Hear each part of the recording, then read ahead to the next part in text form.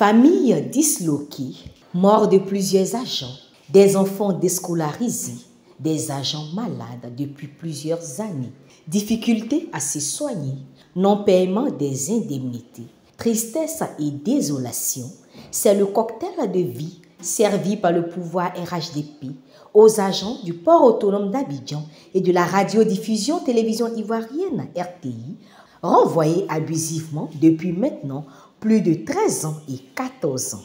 Ces deux groupes de déflattés étaient hier mercredi 11 juin au siège du parti en audience avec le président exécutif Dano Djedje.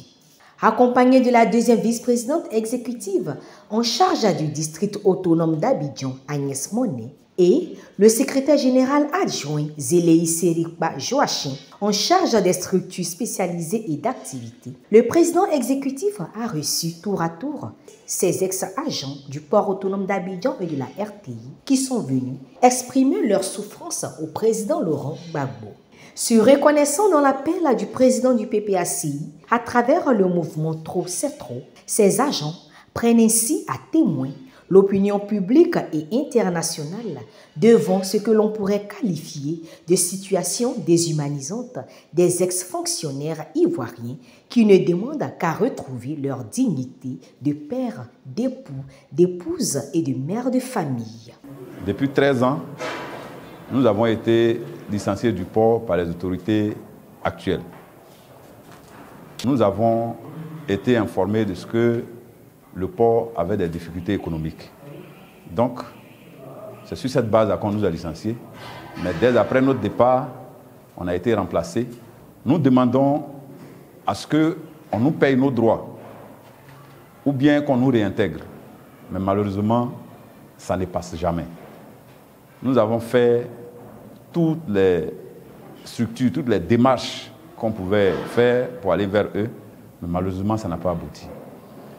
Donc, nous avons décidé de venir aujourd'hui vers le président pour lui expliquer la situation qui nous a mis aujourd'hui dehors. Parce qu'à travers cette situation, on a subi des chocs psychologiques. Beaucoup parmi nous sont morts. Il y a des gens qui sont aujourd'hui malades. Il y a plusieurs aussi qui ont perdu leur compagne. Nous avons entendu l'appel de Benoît, du président Laurent Gbagbo. Nous avons senti que, à travers cet appel, c'est nous que le président a appelé. C'est la raison pour laquelle nous sommes venus pour dire au président que nous sommes avec lui. Nous répondons à son appel et nous sommes prêts. Depuis 14 ans, presque 15 ans, la direction de la RTI nous avait donc remplacés par d'autres éléments. Et au nombre de ces personnes qui nous ont remplacés, elles étaient au nombre de 600. Nous étions au nombre de 322. À l'époque, on avait dit que c'était crise économique.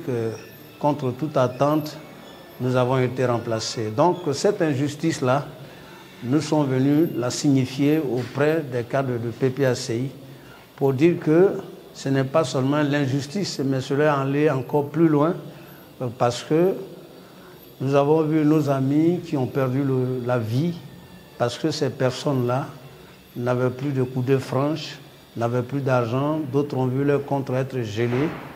Il y a eu des foyers qui ont été disloqués, la situation est insoutenable et donc il fallait que nous venions ici pour partager cette souffrance-là avec eux.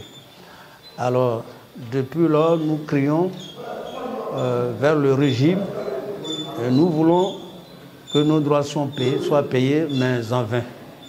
Alors donc, nous sommes venus leur dire tout ce que nous vivons pour qu'un jour, nous ayons vraiment une solution à ces problèmes-là. Et puis, en définitive, participer, sinon être d'avis dans le mouvement intitulé « Trop, c'est trop ». Parce que nous ne voulons pas être en marche de ce mouvement. Et vous savez que si ce mouvement, aujourd'hui, a pris toute la Côte d'Ivoire et que la Côte d'Ivoire est libérée, je pense que les problèmes de tous les agents de la RTI qui ont été injustement licenciés seront réglés.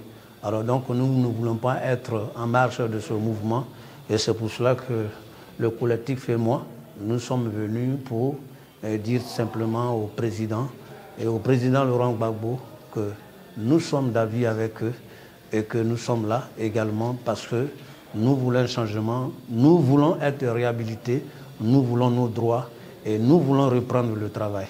C'est tous les jours que les Ivoiriens découvrent de nouvelles histoires sur la douleur du peuple ivoirien. Comment licencier des personnes pour, dit-on, déficit budgétaire et en engager plusieurs autres pour occuper leur place. Nous serions aussi tentés de poser la question de savoir comment ces agents ont-ils été sélectionnés puis licenciés. Ainsi donc, dans le silence coupable de tous, ces ex-agents continuent de souffrir le martyre et mourir dans l'indifférence totale des structures qui, une fois, ont bénéficié de leur expertise, intelligence et qualité.